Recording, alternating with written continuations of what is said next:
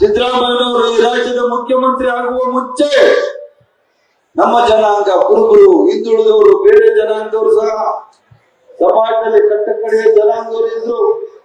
ಅವರು ನಾವು ಈ ಜಾತಿಗೆ ಸೇರಿದವರು ಅಂತ ಹೇಳಲಿಕ್ಕೆ ಬಹಳಷ್ಟು ಮುಜುಗರ ಪಡ್ತಾ ಇದ್ರು. ಆದ್ರೆ ಸಿದ್ದರಾಮಯ್ಯನವರು ಈ ರಾಜ್ಯದ ಮುಖ್ಯಮಂತ್ರಿ ಆದ್ಮೇಲೆ ನಾವು ಇಂತಿಂತ ಹಿಂದುಳಿದ ವರ್ಗಕ್ಕೆ ಸೇರಿದವರು ಅಂತ ಹೇಳಲಿಕ್ಕೆ ಎದೆ ಸಿಡಿಸಿ ಹೇಳುವಂತ ಸಂದರ್ಭವನ್ನ ಕಲ್ಪಿಸಿಕೊಟ್ಟಂತಹ ಮುಖ್ಯಮಂತ್ರಿ ಸಿದ್ದರಾಮಯ್ಯನವರು, ಅದು ಕಾಂಗ್ರೆಸ್ ಸರ್ಕಾರ ಅಂತ ನಾನು ಬಹಳಷ್ಟು ಹೆಮ್ಮೆಯಿಂದ ಹೇಳ್ತೀನಿ. ಕರ್ನಾಟಕ ರಾಜ್ಯದ ಮುಖ್ಯಮಂತ್ರಿಗಳಾದ ಸಿದ್ದರಾಮಯ್ಯ ಸಾಹೇಬರು ಇಡೀ ರಾಜ್ಯದಲ್ಲಿ ಯಾವುದೇ ಜಾತಿ ಜನಾಂಗ ಅನ್ನದೆ ಎಲ್ಲ ಮಠ ಮಾನ್ಯಗಳಿಗೆ 100 ಕೋಟಿಗಳ ಅನುದಾನವನ್ನ ಕೊಟ್ಟಿದ್ದಾರೆ ಅಂದ್ರೆ ಅದು ನಮ್ಮೆಲ್ಲರ ಸೌಭಾಗ್ಯ ಅಂತ ನಾನು ಈ ಸಂದರ್ಭದಲ್ಲಿ ಹೇಳಲಿಕ್ಕೆ ಬಯಸ್ತೇನೆ. ಬೆಂಗಳೂರು ನಗರ, ಯಲಹಂಕ ಕ್ಷೇತ್ರ ಬೆಂಗಳೂರು ನಗರಕ್ಕೆ ಸೇರಿದಂತ ಜಾಗದಲ್ಲಿ ಸುಮಾರು 50 ಎಕರೆ ಜಮೀನನ್ನ ಎಲ್ಲ ಹಿಂದ ಮಠಗಳಿಗೂ ಹಾಗೂ ಮೇಲ್ವರ್ಗದ ಮಠಗಳಿಗೂ ಕೊಟ್ಟಂತಹ ಕೀರ್ತಿ 50 ಎಕರೆ ಅಂದ್ರೆ ಸಾಮಾನ್ಯವಾದ ಕೆಲಸ ಅಲ್ಲ. ಬೆಂಗಳೂರು ನಗರದಲ್ಲಿ 1 ಎಕರೆಗೆ 25 ಕೋಟಿ ರೂಪಾಯಿ ಬಾಳ್ತದೆ. ಸುಮಾರು 1 ತಿಂಗಳ ಮುಂಚೆ 1250 ಕೋಟಿ ರೂಪಾಯಿಗಳ ಜಮೀನುಗಳನ್ನ ಎಲ್ಲ ಮಠಗಳಿಗೆ ಮೇಲೆ ಕೂತಿದಾರಲ್ಲ, ಎಲ್ಲ ಮಠಗಳಿಗೆ ಕೊಟ್ಟಂತಹ ಒಂದು ಪುಣ್ಯವಾದ ಕೆಲಸವನ್ನ ನಮ್ಮ ಸರ್ಕಾರ ಮಾಡಿದೆ, ನಮ್ಮ ಮುಖ್ಯಮಂತ್ರಿಗಳು ಮಾಡಿದ್ದಾರೆ ಅಂತ ಹೇಳಲಿಕ್ಕೆ ನನಗೆ ಬಹಳಷ್ಟು ಹೆಮ್ಮೆ ಅನಿಸ್ತದೆ.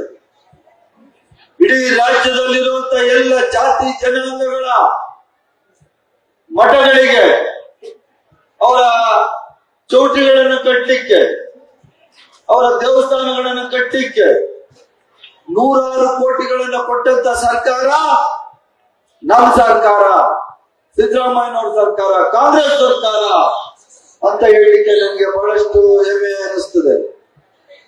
ಇವತ್ತು ಕರ್ನಾಟಕ ರಾಜ್ಯದಲ್ಲಿ ಬರೀ ಒಂದೇ ಜನಾಂಗದ ನಾಯಕರಲ್ಲ ಸಿದ್ದರಾಮಯ್ಯನವರು, 8 ಕೋಟಿ ಜನಸಂಖ್ಯೆಯಲ್ಲಿರುವಂತಹ ಎಲ್ಲ ಜನರ ಒಂದು ಧ್ವನಿಯಾಗಿ ಇವತ್ತು ಮುಖ್ಯಮಂತ್ರಿಗಳು ತಮ್ಮ ಕೆಲಸವನ್ನ ಮಾಡ್ತಾ ಇದ್ದಾರೆ. 12ನೇ ಶತಮಾನದಲ್ಲಿ ಕಾಯಕ ಯೋಗಿ ಬಸವಣ್ಣವರು ಏನು ಹೇಳಿದ್ರು, ಸಮ ಸಮಾಜದ ಸೃಷ್ಟಿ, ಅದನ್ನೇ ಇವತ್ತು ನಮ್ಮ ಮುಖ್ಯಮಂತ್ರಿಗಳು ನಿರ್ಮಾಣ ಮಾಡಿದ್ದಾರೆ.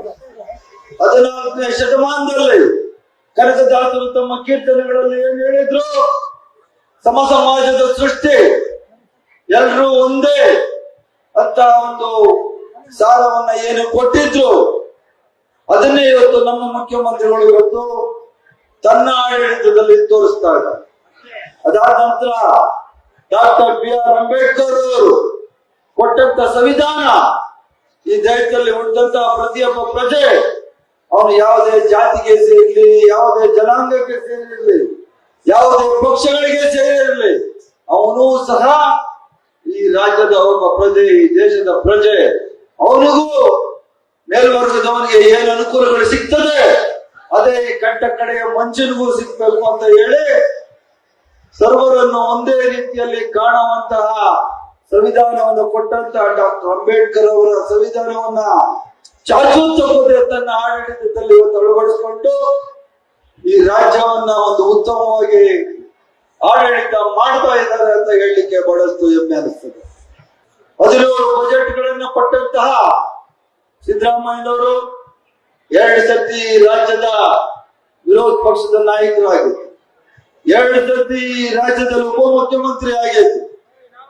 1983ರಿಂದ 2026 ತನಕ ಇಷ್ಟು 45 ವರ್ಷಗಳಲ್ಲಿ ಸುದೀರ್ಘವಾಗಿ ಮಂತ್ರಿಯಾಗಿ ಕೆಲಸ ಮಾಡಿದ್ರು.